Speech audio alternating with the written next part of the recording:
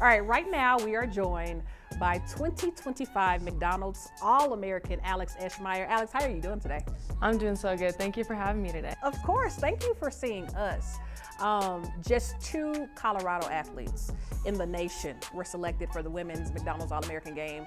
That was you and Sienna Betts. I mean, what does it feel? For one, where were you when you found out you received the honor? And how does it feel representing your state like that? Yeah, I was lifting, so I had a lift, so I didn't find out until after when I looked at my phone and I saw that my brother had texted me that, like, congrats, and I was like, oh my gosh, this is actually happening. It's insane. Yeah, and there was just like a lot of emotion, obviously, and excitement, and yeah, it was really incredible. Absolutely. Is your brother, that's your twin brother, I heard. I mean, how does it feel having a twin brother, I guess, on the other side, on the boys' side, and you know, you having this much success? Does he give you a lot of support? Yeah, he's super supportive. He's really helped me get to where I am too. My whole family has, but just like, you know, growing up playing one-on-one, you know, it's really great. We get to support each other, and lots of fun this time of year in our house too, just talking basketball all the time. Absolutely. I'm going to ask about your family in a moment because the family tree is crazy, but you're averaging 27 points, 14 rebounds. You're knocking on the door to that 2,000 point career milestone and over 1,000 rebounds. How do you do it? Like, how do you, I guess, keep up the intensity night in and night out? Yeah, that's a good question. I don't think about like going out into the games. I think focusing on wanting to win and, you know, do what's best for the team, and like just like keep that mindset more instead of like focusing on achieving those milestones. I think that's what's really helped me. Just like it's thinking more about like the process instead of the end result of like the goal of like 2,000 points or whatever it is. So yeah. I've seen a lot of teams, a lot of stars, a lot of superstars like yourself. Sometimes when you're the superstar on a team, I guess it doesn't alienate you from being a great teammate, but I guess watching you on the bench, like your player got hurt against Kent Denver and you come up beside her and you give her a hug. When you're in the limelight like you are, and I guess your teammates aren't necessarily, how do you maintain being a great teammate first instead of all the other hoopla that comes with being a superstar hooper like yourself? Yeah, you know, I mean, I've always like put the team first, and it's really about like the relationships for me. Like I wouldn't be doing this sport or have achieved what I have in this sport if I haven't, you know, loved spending time with my team, like feeling supported and also supporting my teammates. And that's just, I feel like, really what's grown my love for the game in a way. Yeah, I would not be where I'm at without my team or any of the support that they've given. I love that. Well, you are the 12th woman high school female basketball player to be named a McDonald's All-American from Colorado. Do you know who the first one is? So my coach actually told me this and I was so caught up in the whole game that I totally, you know, I was gonna go and like have a whole conversation. It totally slipped my mind, just caught up in all the excitement of the game and everything. Yeah. But it was Ann Strother, the head coach of Kent Denver. Now Ann Strother Abramatis, but Ann Strother, I mean, she was a baller in school, went to UConn. UConn and Stanford had their little rivalry, you know, a few years ago. But on Tuesday, you played against Kent Denver. You played against the head coach, who was the first. Now you're the latest. I mean, you said you wanted to talk to her and you didn't get the chance to, but I mean, I guess, looking back now, seeing that was a full circle moment, I mean, does it make the experience even more cool? Yeah, just thinking about that's really awesome. Just like all of the incredible women who've like built us to where we are today, given us these opportunities, and just, yeah, that's really cool to think about. Super cool, and you're adding to that legacy. Congratulations, girl. Thank you. But I want to talk about something bigger than the McDonald's All-American game, and I know some people are like, what's bigger? This summer, you had the opportunity to play for the under-17 team for the FIFA World Cup, and y'all came back with gold. Yeah. You're a gold medalist on top of everything. I mean, what was that experience like, going to compete for your country and then, of course, bringing back the ultimate gold medal? Yeah, it was truly such an honor. Just like like even now thinking about it, it's like when we were standing there and the anthem was playing, it was like, wow, like I'm really representing my country right now. It was just so surreal. And then just the general like experience of playing against and with such like high level talent was something I'd never experienced before.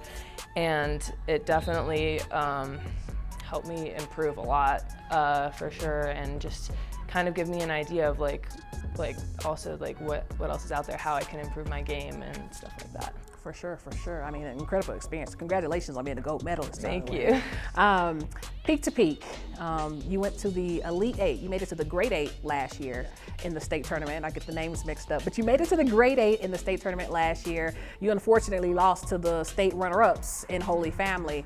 How much of the journey has been to get back to that moment and to make it further than y'all did last season?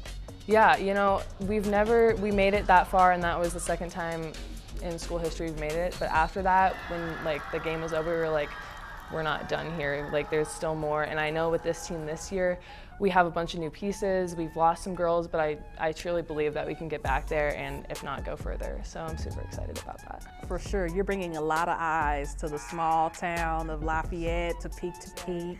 When you see, I guess when you show up to games and there are obviously camera people there, like myself or somebody else, I guess how does your team be like, hey girl, the cameras are here to see you? Like, and is it a lot? Is it a lot of pressure day in and day out playing with the cameras and the limelight in your face? Yeah, it's definitely increased like through high school, obviously, but I think I've done a pretty good job of just like staying present and like enjoying the experience with the team. Yeah, obviously after I committed, it kind of took a lot of the pressure off. I was able to like play looser, just knowing where my future, where I was going. Yeah, it's been overwhelming at times for sure, but I mean, I'm obviously still learning how to handle everything, but I think it's going well. So. I love that. Well, that leads me to my next question. You chose to go to Stanford. I mean, one of the best programs for women basketball, historically speaking. Why did you choose to be a Cardinal? There were a number of reasons. I mean, first of all, the academics. I've always really like valued that highly. Just like wanting to pursue all sorts of academic interests, so that drew me there. Obviously, Stanford's a powerhouse program, always has been and always will be. And yeah, and so those were like the initial, it was always kind of in the back of my mind, like in middle school, I was like, if I could go anywhere, it'd be Stanford. And then just like going through the recruiting process, meeting the coaches, meeting the team, the people there are so genuine, so honest, which I think is super important in like building a relationship with coaches.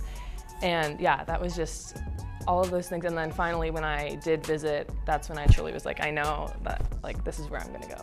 Well, speaking of Stanford, there has been a legacy, long list of just amazing players that come through the program. Who is your favorite Stanford Cardinal of all time? Oh, that's a difficult question.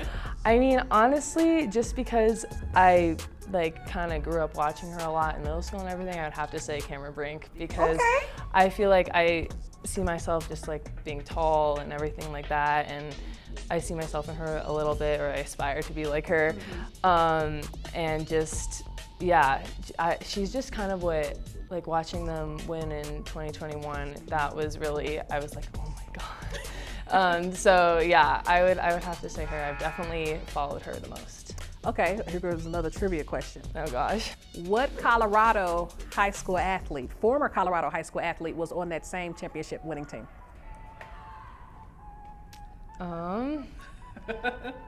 It had to be Fran. Fran Believy, yes. Yeah. Just speaking of Fran and you being the 12th McDonald's All-American, Fran was also a McDonald's All-American. What does that say about the women's hoops here in Colorado as we compare it to the other states of high school hoopers? Yeah, no, it's definitely, as the years have gone on, I think it's just like increased skill-wise, and it's just super exciting to be a part of that. Like having 2 McDonald's All-Americans in one class is super cool. yeah, and just like the history like you were talking about, it's really cool to be a part of that. It is cool. Okay, I want to switch gears a bit to your family. Okay. Your mom's in the Indiana Hall of Fame. Your dad played center for the Mavericks and the Nets. Your twin brothers on the boys' side of the basketball team. To grow up in such a basketball-rich family, was it any other question that you would be playing basketball growing up? I mean, I would say we were definitely like raised around it for sure. Lots of conversations, like my family obviously loves basketball, but it was never something that my parents or my family like pushed on us in a sense. Like I think like when I was really little, they like taught me how to play and everything like that, but they really allowed us to like shape like what we wanted to do. There weren't I know a lot of parents, especially basketball parents, can be super like high pressure and like demand a lot. But I really think something that I love about my family is just the balance that we have.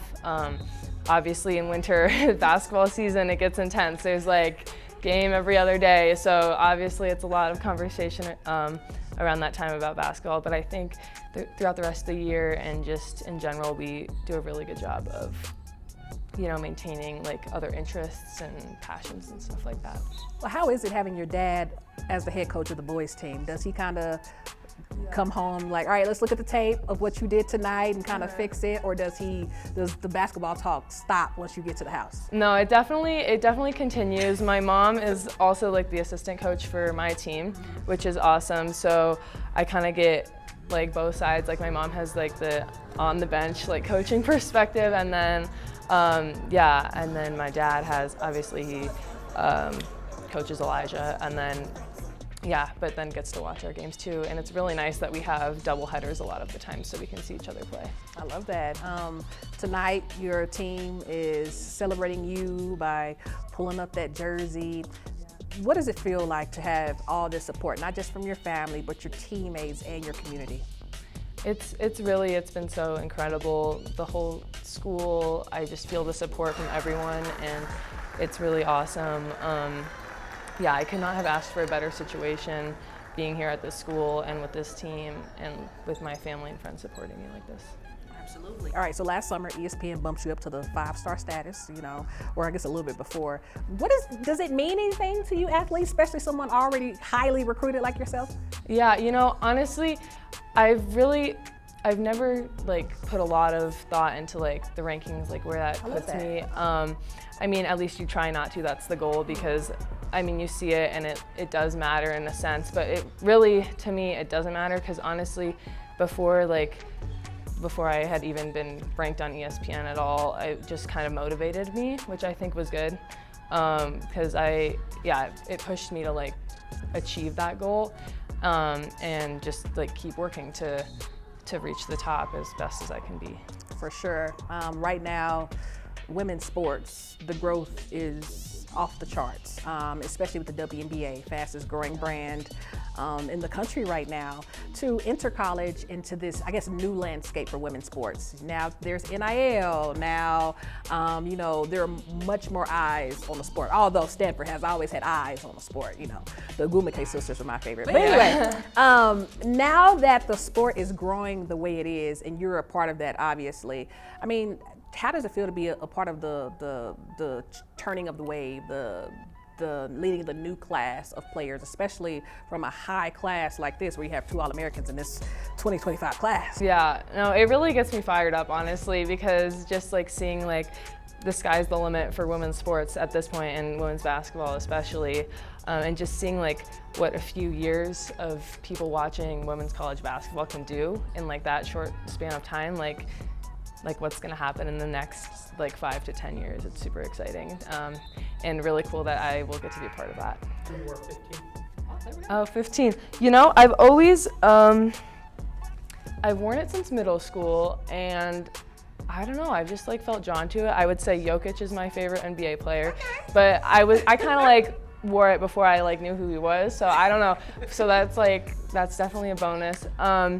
Next year I will be wearing number 4, which is exciting. It's always kind of like, it's been like a consistent number throughout my life. in ways. I do 4 dribbles before I shoot a free throw. I don't know, there's like, which is kind of unusual, but yeah, so yeah, it'll be a change, but I'm excited. To the future girls that come to the games and see you, see Sienna Betts, see the Brianna Crittentons, to the future girls in Colorado that see just the waves you are making on the national level. I mean, what do you have to say to the future girls, you know, looking to come up after you? You know, I would just say, like, keep working, like, don't let anybody tell you, like, because I feel like throughout all of high school, I never got a ton of attention. I never really, you know, and I didn't play AAU until high school, which a lot of girls start earlier. So I would just say, like, if you're not getting the attention that you want from colleges or anything like that, just like keep working, like, because that's the most important thing. And if you show your work ethic and that determination, things will come. Absolutely. Well, I mean, you were a great interview. Thank you. Looking forward to watching you at Stanford. Looking forward to seeing what you do for the rest of the year and for that state championship run as well. So thank you so much. Thank you. Thank you so much for having me. Of course.